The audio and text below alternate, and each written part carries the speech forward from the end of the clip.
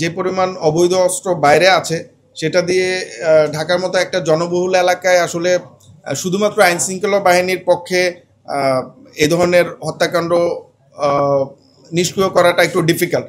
But আমরা বিভিন্ন গোয়েন্দা তথ্যের ভিত্তিতে কাজ করে যাচ্ছি। আমরা আশা রাখি যে আমরা সামনেও অস্ত্র উদ্ধার অভিযানগুলো সাকসেসফুল করতে পারবো। আমরা তো বিভিন্ন সময় আপনার এই যে সন্ত্রাসী যারা আছে তাদেরকে ধরে আইনের আওতায় এনে পাঠাচ্ছি। এরপরের যেই স্টেপগুলো আপনারা জানেন আইনগত বিষয় তো আমরা যতদূর জানি ইভেন এই পাতা সোহেলকেও গত 1-2 মাস আগে একবার ধরা হয়েছিল।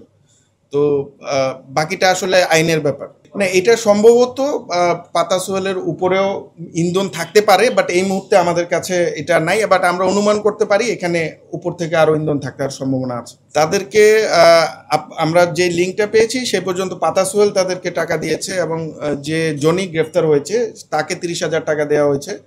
আর মানে ঘটনার দিন তাকে 1,000 টাকা দেয় এবং 30,000 টাকা তার সাথে কন্ট্যাক্ট। বাকিদেরটা আসলে আমরা ওদেরকে গ্রেফতার করার পরে হয়তো মানে লেনদেনটা বিভিন্ন জনের সাথে বিভিন্ন রকম হতে পারে, তখন আমরা বলতে পারবো।